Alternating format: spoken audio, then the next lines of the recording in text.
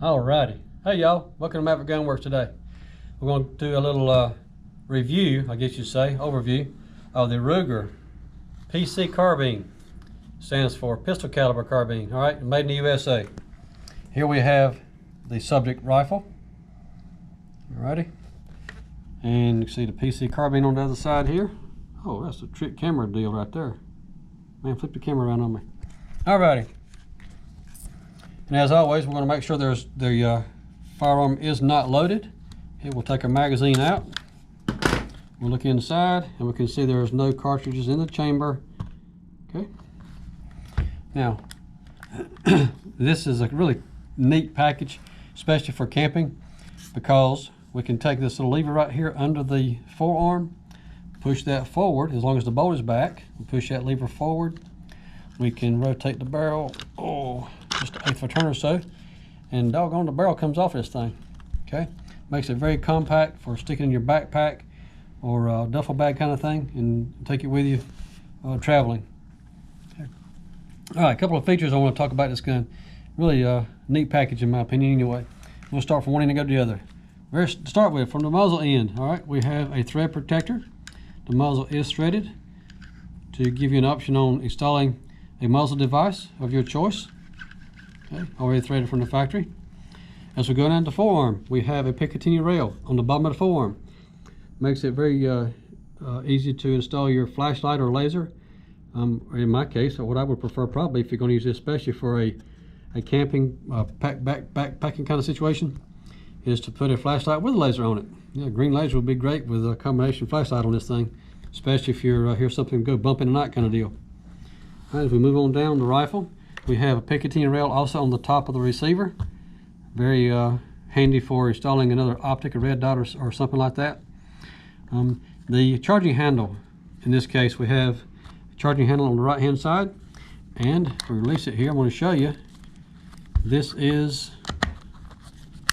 release it, also ambidextrous charging handle. We can also put a charging handle on the left hand side, so we can swap it over and use it for left hand shooters. Also, your magazine release button is also ambidextrous. We can change that over and be able to use that as a left-handed release button. Okay. And then finally, one of the other features on it is the recoil pad or butt plate on the end of it. This gun is adjustable, I guess you say. It comes from the factory. A couple of extra spacers come with it in the box, so you can add and take away the spacers here to give you an adjustable length of pull. For longer, taller, shorter people, whatever, make it fit you like you want it to. Pretty cool deal. Alrighty. And then, one of the final feature, I guess you say, is the fact that it uses the pistol caliber magazines. It comes from the factory with an SR9 type magazine. Also, if you have a Ruger Security 9, you can use those magazines in it. And if you have the Ruger American pistol, you can buy a Ruger American adapter for it, aftermarket, and adapt it to your Ruger American pistol. But we're going to change it out and use the Glock magazine adapter that comes with it. And to do so, all we have to do is take out this screw in the back and the front of the receiver, and just get those loose. We pull the magazine, or pull the receiver out away from the magazine well. Okay, and to change it out, we push our magazine release button, depress that, and our magazine adapter comes out. We slip our Glock magazine adapter in. If you look here, if we get the camera on it, we have a G9, which stands for the Glock magazine adapters. Alrighty, we'll slip that in place, depress our release button to slip it. If I get it in the right place here, slip it down in there. All right, and we'll stick our receiver back into the frame. You know what? I want to mention this too. While we got it apart, daggone, this is a really neat deal to be able to take it apart and clean it. If you think about being able to take out this magazine adapter really easy, you can clean any crud, especially if you use it for a camping kind of situation. You can be exposed to a lot of debris, so it makes it really simple to pop it apart and be able to clean it easily.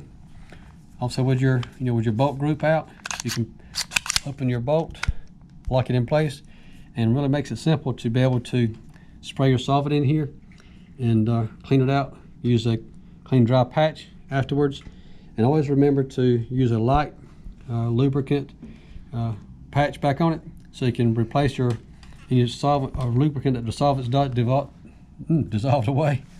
I'll get my tongue untied here in a second. And lastly, we can run our solvent patch into the barrel and let it sit for 5 minutes or so.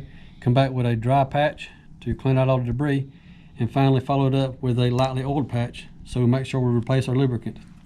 All right. So now let's get back to putting it back together. So we've got our Glock 17 or 19 magazine well in, and we can replace our receiver. Okay. And flip it back over. A couple of screws to be able to tighten our receiver into the stock. And if anybody's wondering, this is a 5/32 Allen wrench that we're using here. It's designed for. All right. And we're going to slip our barrel back into the receiver. A little bit of 1/8 of a turn off center, rotate it, and it locks into place. I tell you what, that's just a daggone neat package, y'all. All right, and now, one of the things I want to do before we're complete is, let's do a trigger pull test. See what it comes like, what it's like from the factory. All right, I'll put our trusty gauge on here and give her a tug. And just a hair over 4 pounds. Daggone, that's nice for a out of the box trigger, especially for a camping type rifle like this. And that being said, what I want to do now is do a bit of a comparison between a new version of a 9mm pistol carbine rifle versus an older one. I happen to have with us today a Marlin Model 9 9mm carbine. It's a camp carbine, they call it. These guns were made from 1985 to 1999, and not been made in a long time now. But anyway, this one came into the shop as a project for us to try to make the trigger better than what it has been. And you can see the Ruger there was about a 4-pound trigger pull on it. This old Marlin, the customer was complaining about the trigger being very hard to pull, very gritty. And we've done a little bit of massaging on it already. I know what it started out as. Let's see what we have on it now.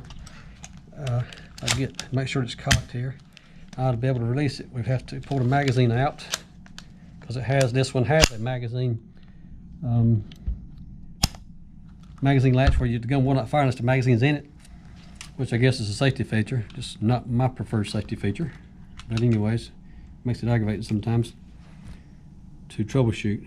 All right, now we're going to do a trigger pull test on this one, kind of compare older versus newer technology.